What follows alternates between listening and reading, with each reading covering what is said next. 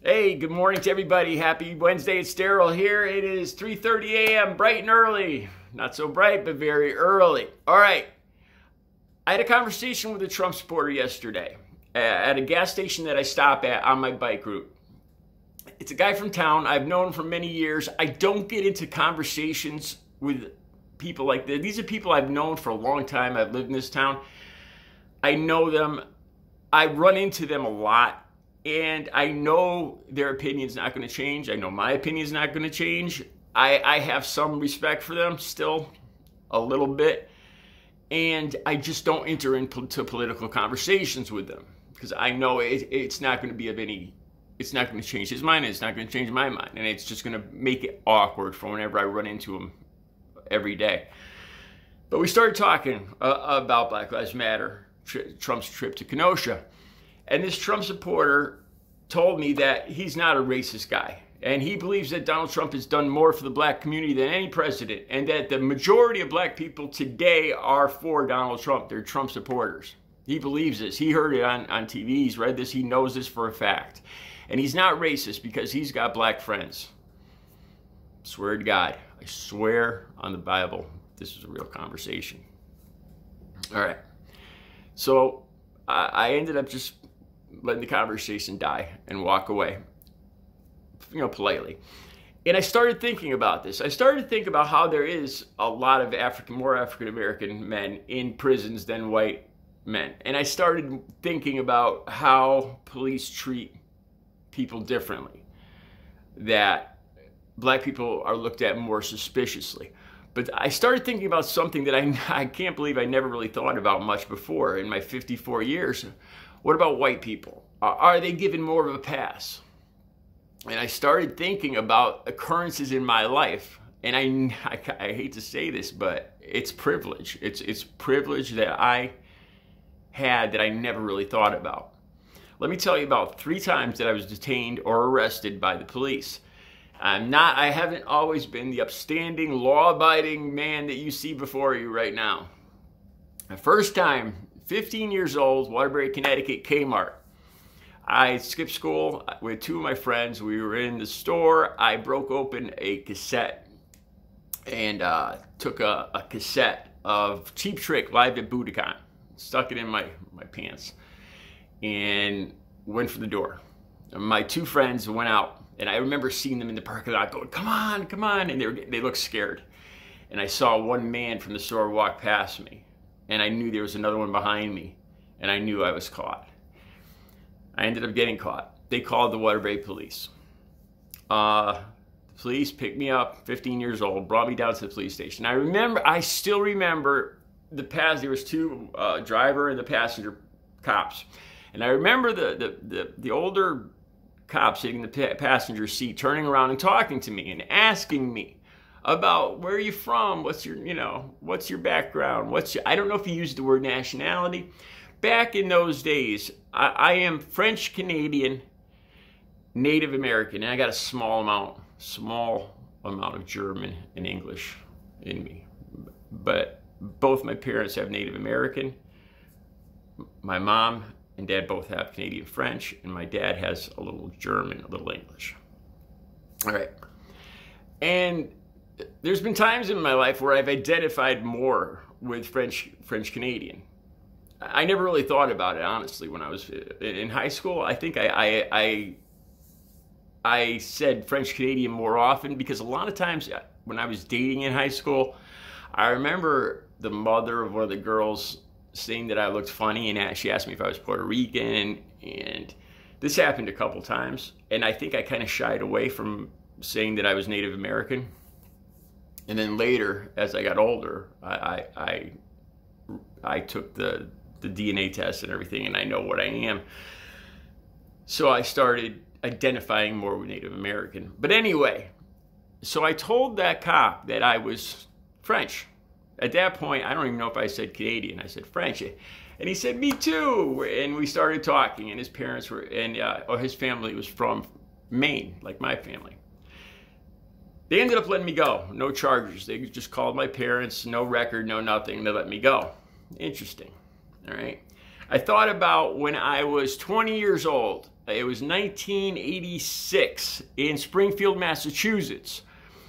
I ended up taking a nightstick away from a police officer. I won't get into the whole story.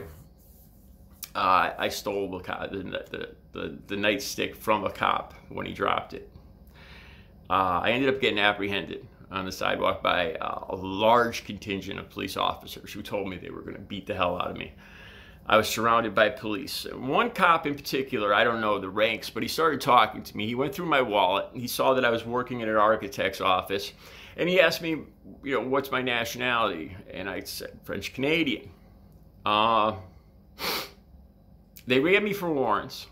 They were angry, to say the least. There was about 10 cops all around me. They came back and they threw my license in the center of the circle of cops, and they told me to pick it up. Pick it up.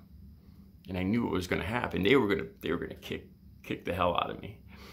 That one cop that had been asking me about my nationality, that was also French, he said, oh, wait, guys, don't do that. He's a good guy. And he bent down, he picked up my license for me and gave it to me and said, get out of here. Interesting. Two times I specifically remember getting off and having talked to the cop in charge about being French. A nice, good French boy. Interesting. Let me tell you about one other time. I was on a bicycle in Waterbury. I used to ride my bike a lot, and I used to smoke marijuana. So I had a small cigarette left in a baggie, so it didn't get wet. It was raining that day. And I pulled over in a parking garage and indulged. And there was I didn't know, but there was police watching that parking garage for people stealing in cars. I had no idea. And they had it under surveillance, and I got busted. And they threw me and my bicycle in the back of a paddy wagon.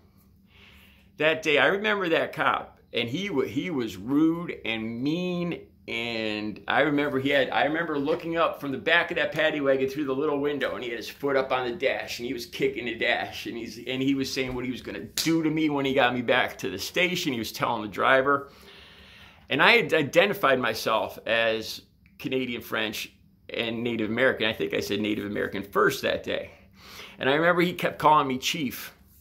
I swear to God, kept calling me Chief. When I got to the police station, they busted my ass. They asked me if I wanted anything to eat, that I must have the munchies. The police lied in the report. They lied. They said they saw me looking in cars, that I was a suspect. None of that was remotely true. They found that plastic bag that I had my wallet and that little cigarette in to keep it dry. The cop said in the report that he saw me dump out all the illegal evidence and throw the plastic bag down, and he picked up the plastic bag as evidence. But there wasn't one little microscopic piece of evidence in that bag. But that's what he put in the report. A complete lie. A complete lie. I had to go to court for that. I used the one-time, you're allowed a one-time pass. I forgot what it was called. It wasn't youthful offender because I was 19 at the time. It was the first time you get arrested, you get a pass. You only get it one time. You could use it for serious felonies, and I had to use it for that. I got a pass, and it ended up getting taken off my record, but it sucked that I had to use that one-time pass that I could have used for something more serious if it ever happened down the line. And I didn't have an attorney or anything. I didn't even speak when I was in court. I didn't know a lot about the justice system. Even though I'm telling you guys this, I didn't really get in a lot of trouble. These are 3 specific times, and only times really, that I've been in trouble. But he lied, man. He lied, and calling me Chief. And I remember him, when he asked me if I had the munchies in jail, I remember him saying something about what do Indians eat anyway? And he said something stupid. He said something stupid about maize or corn or something ridiculously ignorant like that. And I was, just a scared 19-year-old kid. And I still remember him kicking the dashboard and telling me what he was going to do to me. Told me he was going to fist me. That's what he was telling the driver on the way. to the police station. So I thought about that. Think about that. Three different times, specific times in my life. Three of the only times in my early 20 to 25 years of life that I got in trouble with the police. And the 2 times that I said that I was French, I got to walk. I got to walk right out those doors. No charges, no nothing. And stealing that police baton was no small matter. Yeah, that was a felony. And they were not happy about that. But I got to walk because I was a good French guy with a good drafting job. I got to walk. What if I wasn't French? What if I was another color? What if I was a different race? Would I have gotten a walk? Don't think so. I know I wouldn't have. I probably would have ended up in the hospital that night. Just something to think about.